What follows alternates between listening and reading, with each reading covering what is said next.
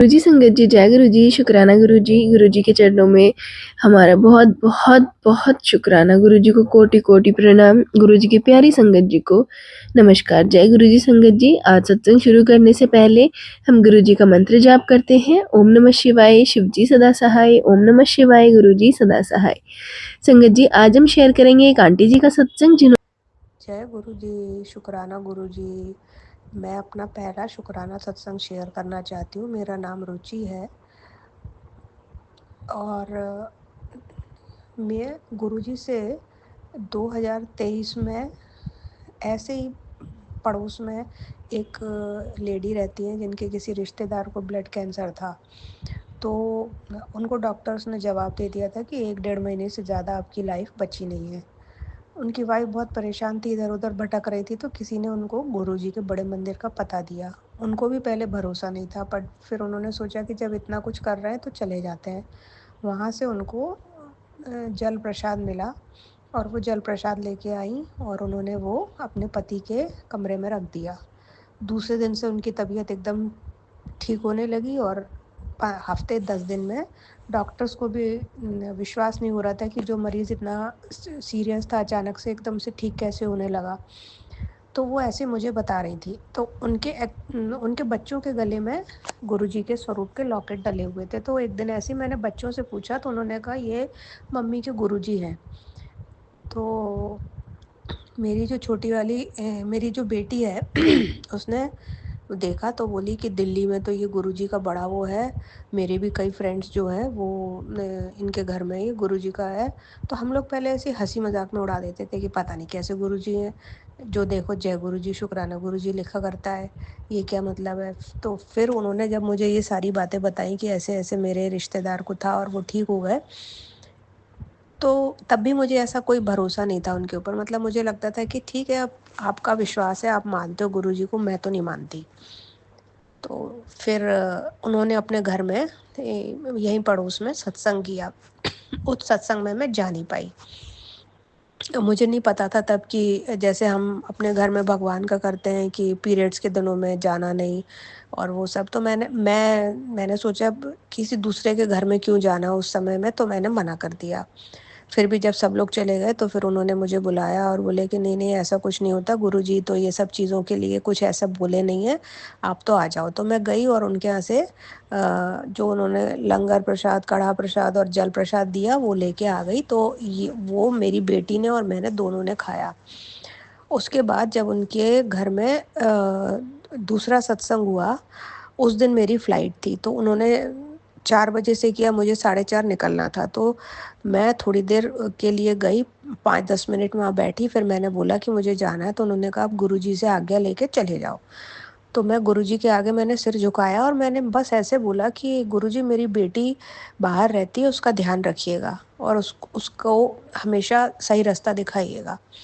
और मैं बोल के आ गई। तब भी मुझे ऐसे गुरुजी पे बहुत भरोसा नहीं था। मैं गुरुजी का मंत्र जाप उन्होंने मुझे बताया था तो वो मैं करती थी ऐसे बीच-बीच में, बट मेरे को भरोसा ऐसे नहीं था कि अरे मतलब गुरुजी इस तरह के ब्लेस करते हैं और ये सब।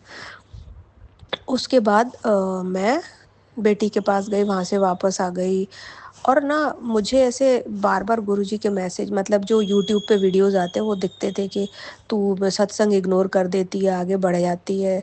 और वो सत्संग बड़े लंबे-लंबे होते थे तो मैं सोचती थी कौन सुनेगा इतने लंबे सत्संग। फिर ना मुझे बीच-बीच में ऐसे मैसेज आने लगे, तेरे बच्चे पे कष्ट है, तेरे बच्चे पे बहुत बड़ा संकट है, ये होने मतलब बच्चे पे संकट आने वाला है, ये है।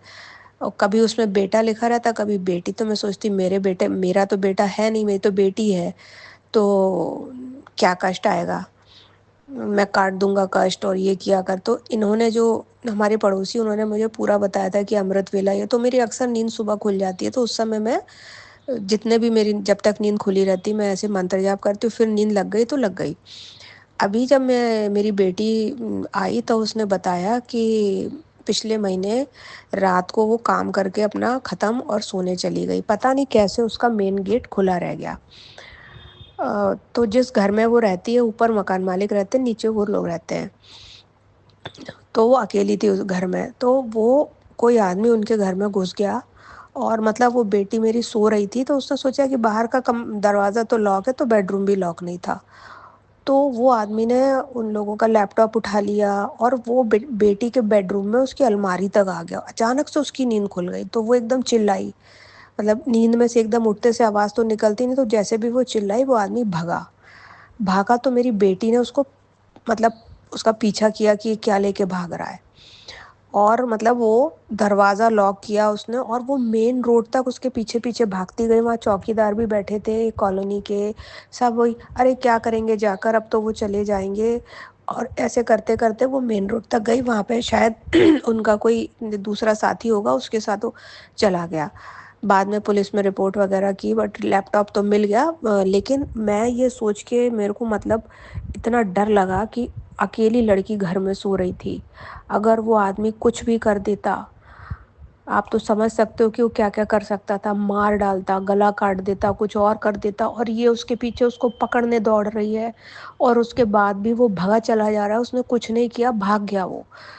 तो उस दिन मुझे लगा कि जो मैंने गुरुजी को बोला था कि गुरुजी मेरी बेटी का ध्यान रखना, मेरे गुरुजी ने ही उसका ध्यान रखा। और मेरे को तो अभी भी उसको याद करके रोंगटे खड़े हो जाते हैं कि बाप रे, अगर गुरुजी नहीं होते तो क्या भयंकर से भयंकर हो सकता था।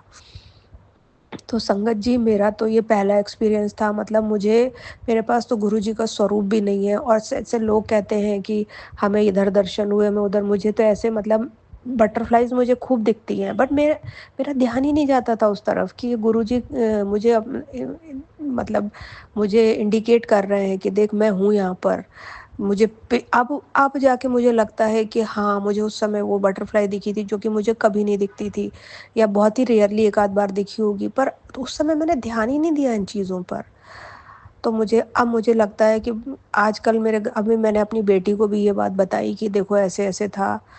तो वो कहती है कि आपको किसने मैसेज भेजा? मैंने कहा मैसेज कोई भेजता नहीं है, यूट्यूब पे जो वीडियोज़ आते हैं उसमें ये लिखा रहता है, उसमें मुझे लिख के आ रहा था कि तेरी बेटी पे संकट है, तेरी बेटी पे संकट है। और मैं उस चीज़ पे ध्यान ही नहीं दे रही थी। मैं मतलब मैं सुनती थी सत्संग, तो मैं बीच में आधा छोड़ देती थी संगत जी की, अरे बहुत लंबा है, या कुछ काम आ गया तो छोड़ दिया। अभी मुझे पिछले मैंने जो जितने भी सत्संग सुने उसमें मुझे समझ आया है कि गुरुजी ये नहीं बोलते कि आप मेरा सत्संग सुनो तो पूरा काम छोड़ के बैठ जाओ। मुझे लगता था कि सत्संग सुनना मतलब ध्यान से सुनो उसको, नहा धो के सुनो, ये तो उसमें मुझे टाइम ही नहीं मिल रहा था। अभी मैं सुबह से शुरू कर देती हूँ, 2 सत्संग मेरे 30-40 मिनट के, 50 मिनट के भी होते हैं, आराम से पूरे हो जाते हैं। तो गुरुजी का बहुत-बहुत, बहुत-बहुत, बहुत शुक्राना है कि उन्होंने मेरी बेटी की रक्षा की। गुरुजी हमेशा हमारे, मैं और कुछ नहीं माँगती गुरुजी से, ना मुझे धन-दौलत चाहिए, ना कुछ चाहिए। बस गुरुजी मेरे बच्चों के ऊपर अपना आशीर्वाद हमेशा रखना आप, और जितनी संगत मेरा ये शुक्राना सत्संग सुने, उन सबका भला करना। जय गुरुजी, शुक्राना गुरुजी, बहुत-बहुत, बहुत शुक्राना गुरुजी। संगत जी, ये था सत्संग जो आंटी जी ने हमारे साथ शेयर किया है। आप भी अपने सत्संग शेयर कर सकते हैं। तो चलिए मिलते हैं अगले सत्संग में, जब तक के लिए जय गुरु जी, शुक्राना गुरु जी।